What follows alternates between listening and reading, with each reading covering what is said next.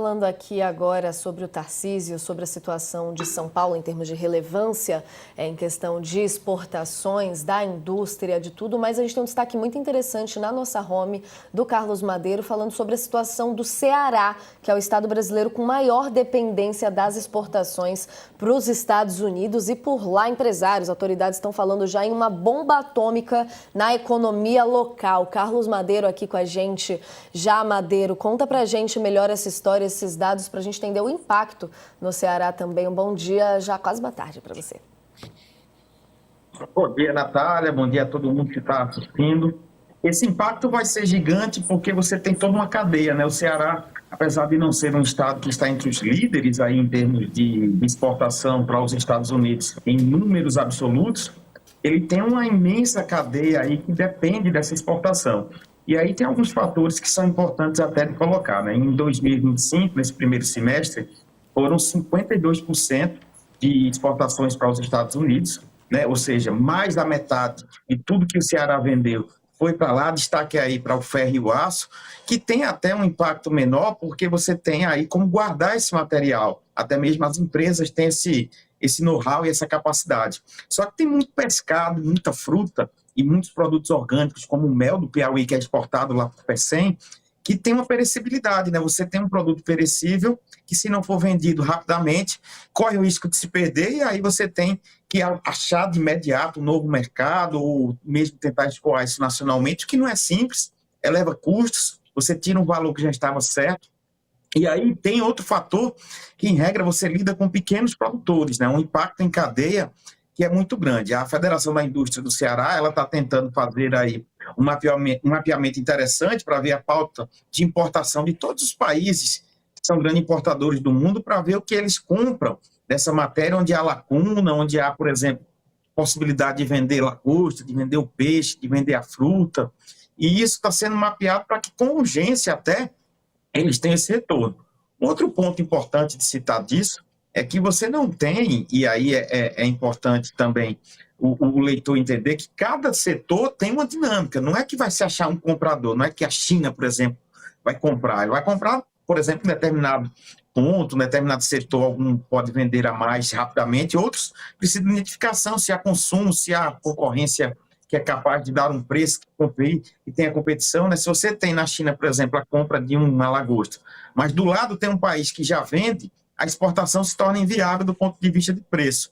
E aí tem outro ponto também nos pescados, que a diretora me falou, que é bem interessante, a Karina Frota, que é tentar reduzir, aí é papel do governo brasileiro, as tarifas que são impeditivas, por exemplo, da União Europeia. A União Europeia, desde 2018, não compra mais o pescado brasileiro por questões sanitárias.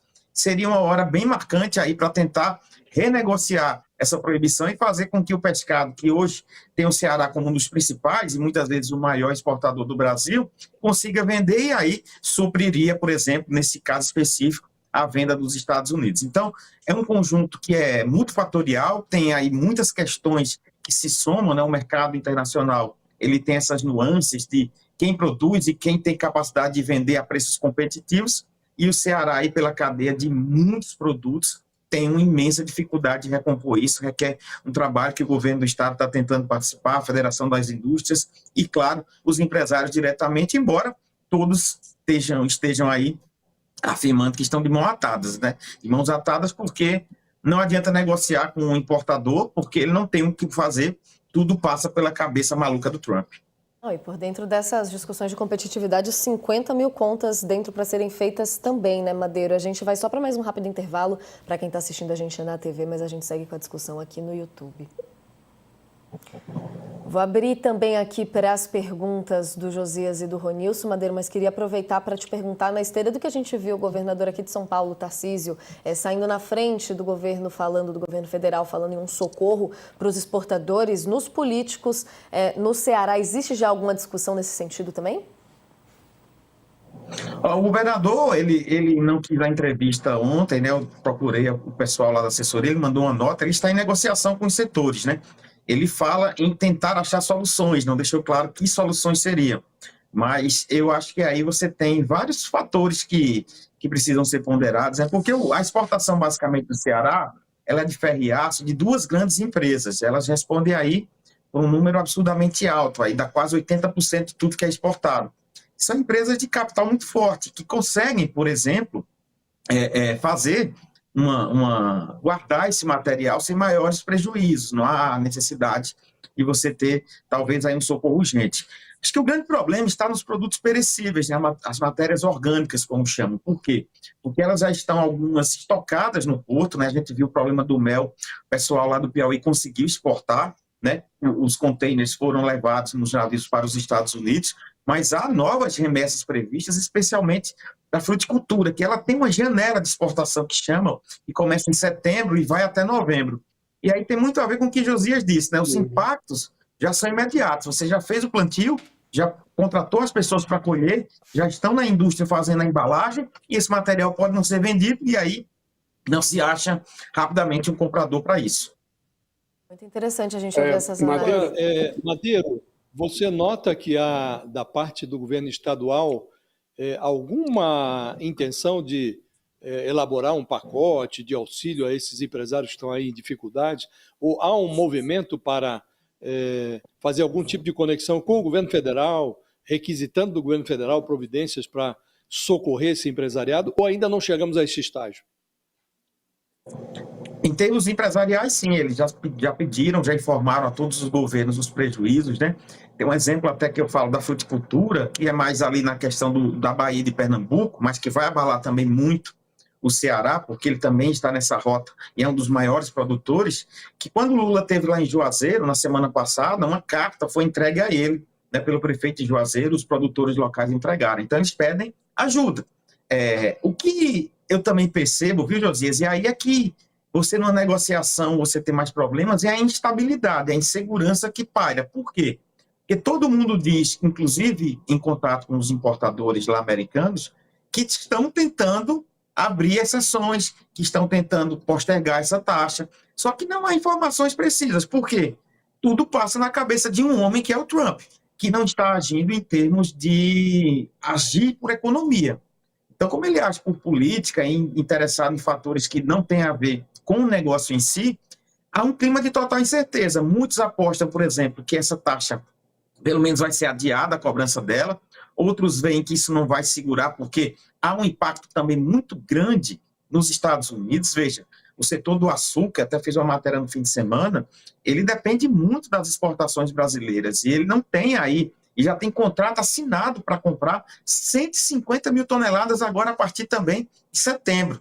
E não há como achar um material fácil no mercado, né? Isso pode trazer desabastecimento, ou mesmo pode forçar o importador a comprar mais caro, gerando uma inflação, por exemplo, no produto onde ele é levado.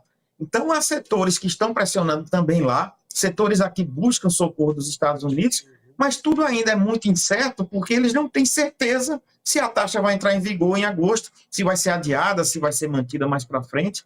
Então, tudo isso gera essa falta até de uma ação mais concreta. Agora, o governo do Estado, sim, me disse que está atento, está preocupado e procurou já os principais produtores e exportadores para conversar sobre alternativas, mas ainda uma conversa inicial. Importante a gente ter aqui esses dados também, né? Por favor, pode ir, Ronilson. Não, minha pergunta vai um pouco na linha do Josias, mas mais no sentido do Ceará com relação a outros estados, né? Se existe uma conversa e alguma articulação de uma ação conjunta, não necessariamente em termos de pressão, porque isso pode ser inócuo para o governo americano, mas no sentido de articulação com setores, né, dos Estados Unidos, a partir do Ceará, com o pescado, etc., mas pensando o Minas Gerais com o café, ou São Paulo com a laranja, ou o Rio Grande do Sul com arroz, quer dizer, esses grandes estados de grandes produtores, ou mesmo o cacau da Bahia, esses grandes estados de grandes produtores de perecíveis, em conjunto, em termos de articulação, conversa, de pensar uma política comum, no sentido de incidência, intervenção, se existe esse diálogo. Pelo que eu apurei, inclusive, mais de um estado, né, porque eu já fiz contato com Ceará, com Pernambuco, Bahia e também Alagoas, que é o maior exportador de açúcar, eles têm buscado, né, essa conversa está sendo capitaneada, pelo que eu entendi, pelos setores, as associações nacionais, mas também pela CNI. né? Por exemplo, as federações das indústrias dos estados estão agindo coletivamente pela CNI, eles estão buscando soluções. Eles também conversam muito, e isso eu percebi que é interessante, né, com os setores diretamente americanos, que estão muito preocupados com essa taxa. Né? Essa taxação, talvez até em algum momento a gente pense que o Brasil ele vai ser muito atingido, mas os Estados Unidos, setores vão ser muito atingidos. Né? Como eu falei, a questão do açúcar, a palavra que o presidente do Sindiaçucar falou, Pedro Roberto, foi que eles estão desesperados lá, porque é um açúcar que eles contam para abastecer o mercado agora na fase final do ano, e eles não têm de onde comprar açúcar assim facilmente, 150 mil toneladas. Então, isso gera desabastecimento ou necessariamente, se precisar comprar, um custo maior. Só que os próprios compradores lá, as empresas importadoras dos Estados Unidos, afirmam que não estão achando canais adequados para negociação. O que falaram, que estão se tentando muito com parlamentares, mas até os parlamentares, pelo que a gente entendeu da conversa, estão se sentindo de mãos atadas, porque não passa por uma explicação de setores. Ao que aparenta, e o Trump deixa isso claro, essa é uma punição que vai além da economia, ela não passa pela economia, ela passa por uma disputa que envolve política, né, a questão do processo do Jair Bolsonaro, como também eles entendem que muito tem a ver com a postura do Brasil está fazendo a capitania de um processo pelo BRICS, né, de você ter um novo eixo sul-sul que pode afetar duramente os Estados Unidos. E eles enxergam, talvez, aí o Lula como a figura principal e isso funciona como uma pressão. Então, há uma articulação, sim, mas essa articulação, ela até agora não passa por nenhum efeito prático. Os importadores lá fazem isso através das associações que eles têm. Aqui também há uma grande união dos setores em busca de soluções, mas cada um também tentando, com seus importadores e grupos de associações americanas, uma ajuda. Porém, como eu disse, até agora todo mundo fala de incerteza e todo mundo fala que não há solução, por hora pelo menos, numa explicação, num convencimento ao presidente americano por questões econômicas das necessidades, inclusive dos americanos, desses produtos.